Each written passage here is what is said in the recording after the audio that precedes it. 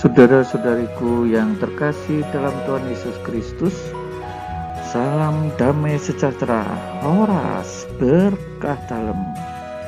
Kita berjumpa dalam belajar Alkitab sambil merenung. Tema kita kali ini menyangkal dirinya, memikul salibnya, dan mengikut Yesus.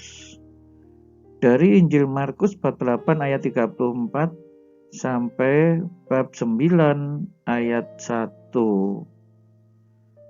Baik saudara-saudariku yang terkasih, jangan lupa untuk subscribe, bagikan kepada teman-teman saudara di grup-grup dari Tuhanlah Pertolonganku channel. Berikanlah juga komentar saudara sebagai sharing di kolom komentar. Saudara-saudari yang terkasih dalam Tuhan, Yesus memanggil muridnya dan berkata, "Setiap orang yang mau mengikuti aku, ia harus menyangkal dirinya, memikul salibnya, dan mengikuti aku." 3 hal disebutkan di sini. Menyangkal diri.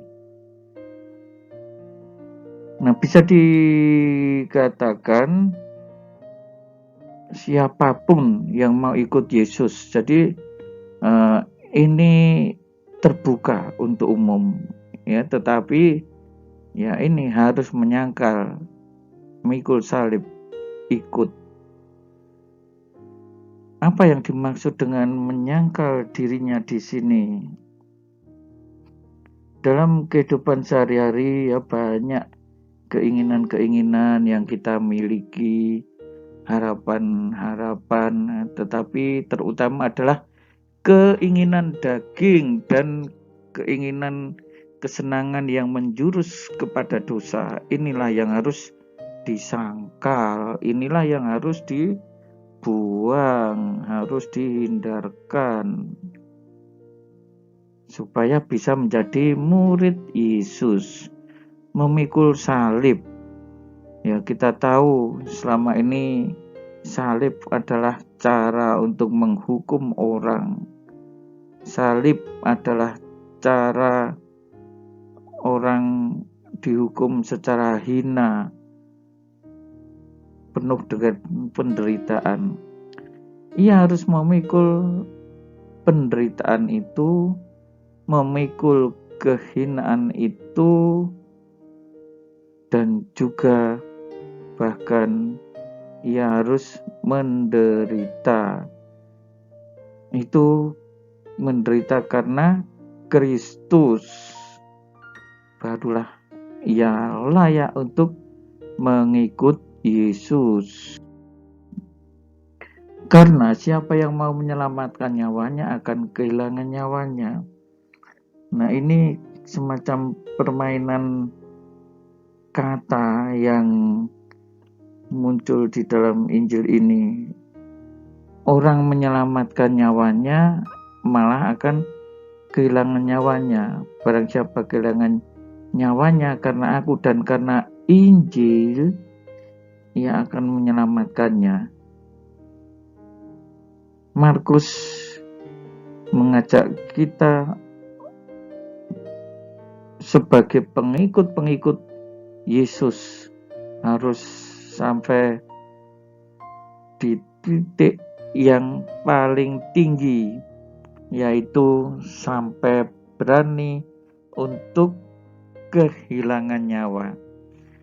Dan justru yang berani kehilangan nyawa karena ikut Yesus atau membela Yesus dan karena Injil.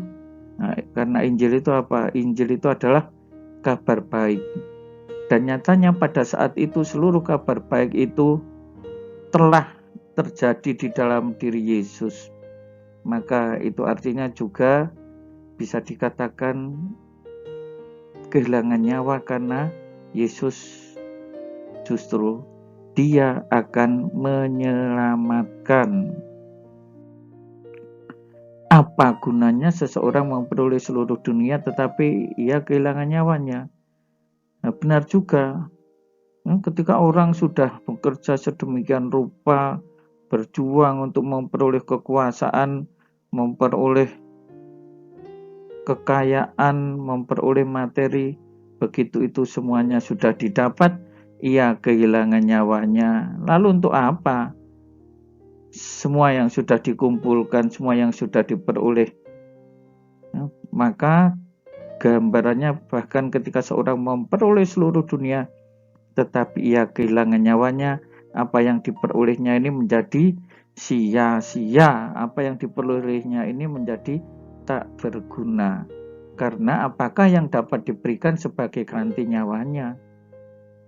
Tidak ada yang bisa untuk memulihkan kondisi ketika orang sudah kehilangan nyawanya ini. Nah, tetapi mereka yang kehilangan nyawa karena Kristus justru akan memperolehnya.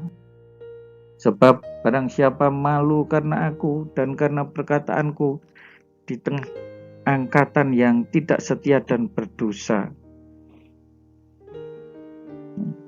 Di tengah angkatan yang tidak setia dan berdosa. Yesus melihat orang-orang pada zamannya itu sebagai orang-orang yang tidak setia dan berdosa. Dan barang siapa merasa malu karena Kristus, anak manusia pun akan malu karena orang itu apabila ia kelak datang dalam kemuliaan Bapanya.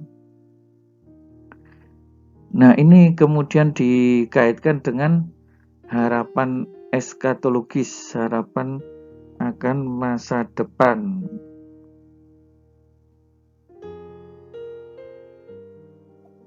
Karena disebutkan ia datang kelak dalam kemuliaan Bapanya diiringi malaikat-malaikat kudus. Katanya lagi kepada mereka, aku berkata kepadamu, sesungguhnya di antara orang yang hadir di sini ada yang tidak akan mati sebelum mereka melihat bahwa kerajaan Allah telah datang dengan kuasa. Ini merujuk pada kedatangan Yesus yang kedua. Banyak yang kemudian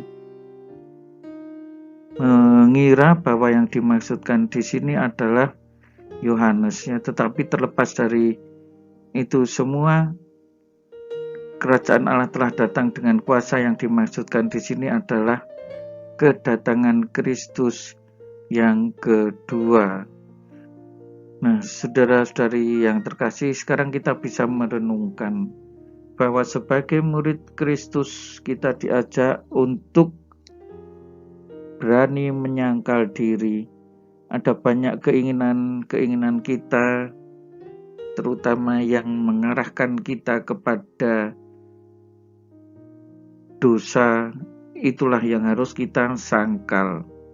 Itulah yang harus kita salibkan.